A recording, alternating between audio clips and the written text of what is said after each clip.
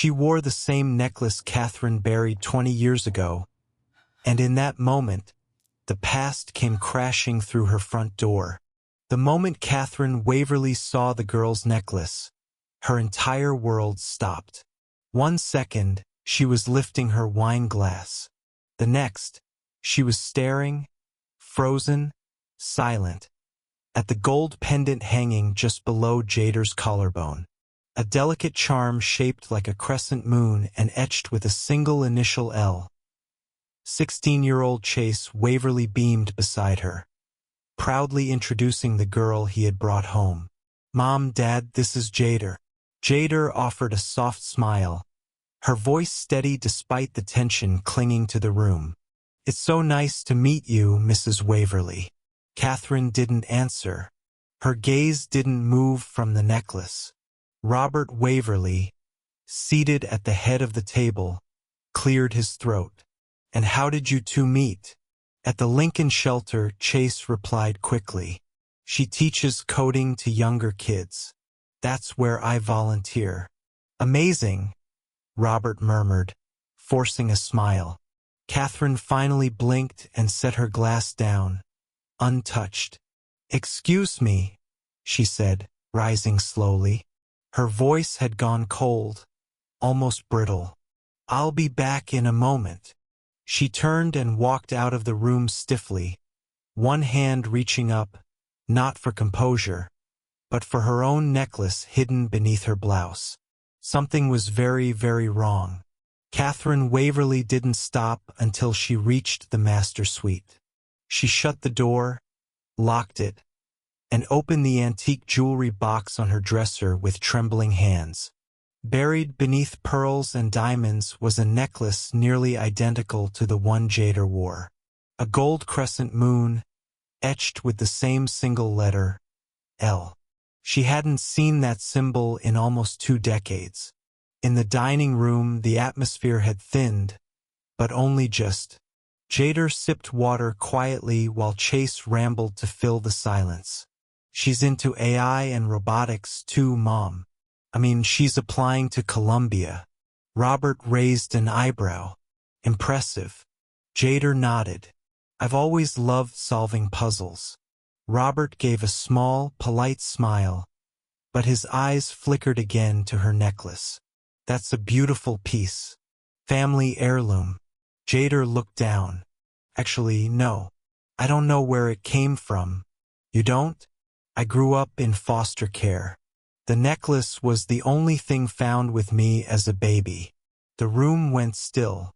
Robert exchanged a glance with the empty doorway where Catherine had disappeared. Jader didn't notice.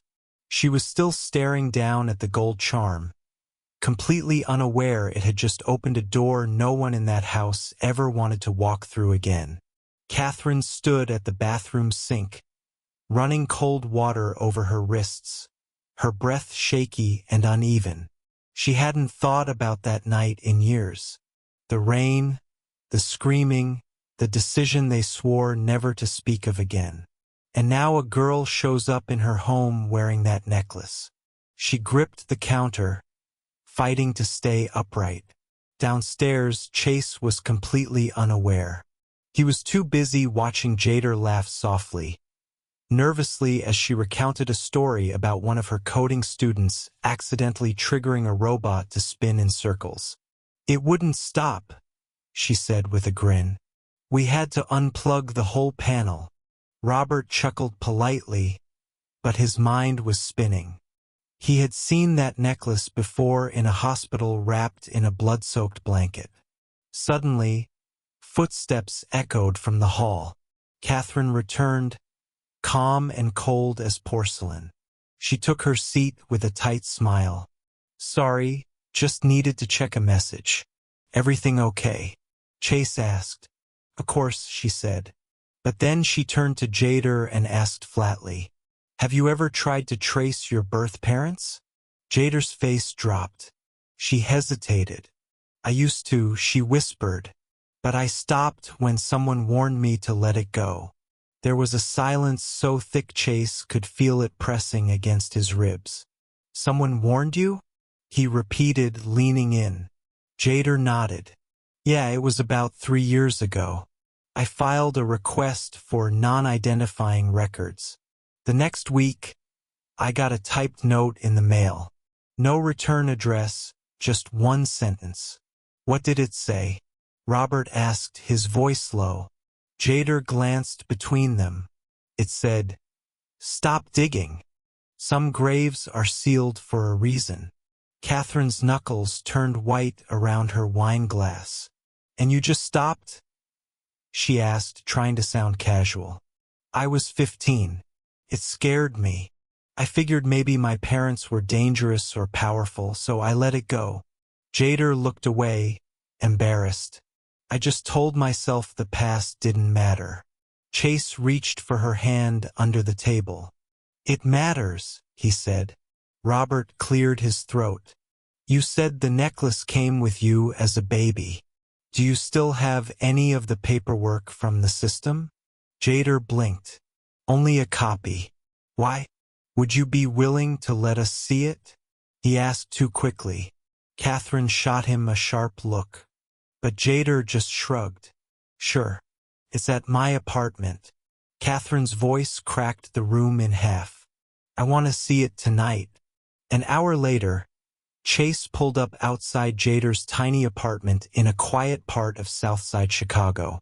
The contrast couldn't have been sharper. From penthouse ceilings to creaky floorboards, Catherine and Robert had insisted on coming. Catherine said she wanted clarity. Robert hadn't said anything at all.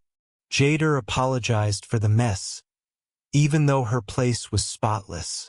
Books stacked neatly, a small potted plant on the windowsill, and an old laptop charging on a makeshift desk made from stacked crates. "It's in here," she said, retrieving a slim manila folder from a fireproof box under her bed. "There's not much, just intake notes and a faded medical report." She handed it to Catherine, who opened it with trembling fingers. The top page was a hospital report. Female, infant, African American, approximate 5 days, found abandoned near Lincoln Park shelter, wearing crescent moon necklace. No injuries, no witnesses. Catherine's breath caught. Beneath it was a social worker's note dated 2007. Infant appeared healthy. Anonymous caller reported location. Caller's voice, female, mid-30s, possibly educated, refused to give a name, said, "She's safer without me." Robert stepped back as if struck. Catherine sat down slowly on the edge of Jader's couch. She wasn't blinking. She was whispering, "Oh my God, it was you." Chase looked between them, confused. "Wait, what do you mean, Mom? What's going on?" Catherine didn't answer. Her eyes were locked on the folder in her lap as if it had dragged a ghost out of her chest. Jader stood frozen, one hand gripping the side of her desk. "You recognize this, don't you?" Robert asked quietly. He wasn't looking at Jader. He was staring at his wife. Catherine finally spoke, her voice low and cracking. "That necklace, it's not just similar. It's the same. I had one just like it made years ago." Before she stopped. "Before what?" Chase asked, now rising, panic rising in his throat. Robert's voice was barely a whisper. "Before the baby." Jader's lips parted, stunned. "What baby?" Catherine stood up too fast. "This isn't the time. This isn't the place." Jader stepped back, her voice shaking. "I think I have the right to know." Catherine turned to her son. "Chase, she may be your sister." Silence, heavy, unforgiving. "No," Jader whispered, stepping back like she'd been slapped. "That's not possible." But Catherine wasn't denying it. Robert sat down, burying his face in his hands. Chase just stood there, everything tilting out from under him. "No," Chase said again, louder this time. "No, that can't be right." That's insane. Jader had stepped into the corner of the room, arms crossed tight over her chest like she was holding herself together by force. Her eyes brimmed with tears, but she refused to let them fall. Catherine stayed silent, but her face said everything. She looked like she had aged a decade in 5 minutes. I was 20, she said finally. I was in college. I wasn't married yet. I wasn't ready. My parents threatened to disown me if I kept the baby. So I made the worst decision of my life. She looked at Jader now. They told me you were adopted. I didn't even know where you ended up. But I couldn't bear the thought of you having nothing. So I left the necklace. That was all I had. Jader's voice was icy. You abandoned me. I hated myself every day for it. Chase turned to his mother, voice hollow. And you never told me. Robert finally spoke, his voice brittle. I found out 2 years after we married. She told me in tears. I promised never to bring it up again. But she's not your daughter, Catherine whispered. She's mine but not ours. And then Robert asked what no one else dared to. Are you sure? The next morning was quiet. Jader didn't sleep. She sat on her bed, knees drawn to her chest, clutching the necklace she once thought was just a pretty charm. Her world had flipped in one evening. She didn't know who to trust, herself, least of all. A knock at her door startled her. It was Chase alone. He looked like he hadn't slept either. He handed her a small envelope. Private DNA lab. They'll come to you. No records. No publicity. No drama. Jader stared at the envelope, but didn't take it. You still think I might be your sister? She asked softly. I don't know what to think, he admitted. But I know I want the truth. Whatever it is. She took the envelope finally. Back at the Waverly penthouse, Catherine sat at the dining table, silent. Robert paced, phone in hand. She hates me, Catherine whispered. I saw it in her eyes. She's allowed to, Robert replied. But that doesn't mean this ends in hate. A few hours later, the DNA technician came and went. 3 days passed. Then a single email arrived in Jader's inbox.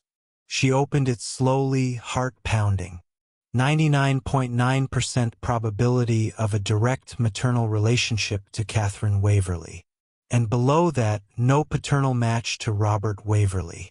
Catherine stood alone on the rooftop garden of Waverly Tower, clutching the original necklace she'd hidden for nearly 2 decades. The DNA results had confirmed what she already knew deep down. But the lack of Robert's paternity changed everything. I failed her twice, she whispered. Once when I gave her away, and again when I met her and saw nothing but shame. Behind her, Jader appeared quietly. You wanted to meet? Jader said gently. So I came. Catherine turned. Her voice cracked. Thank you. They sat on a bench beneath the glass awning, the city humming quietly below. I wasn't going to come, Jader admitted. But I remembered what you asked me the first night. About the necklace. Jader nodded. And you asked if I'd ever looked for my parents. I used to want answers. Now I think I just want peace. Catherine reached into her coat pocket and handed Jader a small velvet box. Inside was the twin necklace. I had 2 made, she said. One for me and one for the baby I thought I'd never see again. Jader stared at it, then looked at Catherine. I don't need it to know who I am, she whispered. But I'll wear it to remember who you chose to become.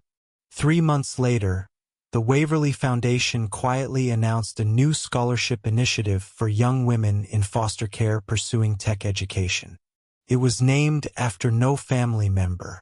It was called the Jader Lane Initiative. At the official press launch, Catherine stood beside Jader, not as a benefactor, but as a mother trying to show up the way she never had before. Chase spoke at the podium.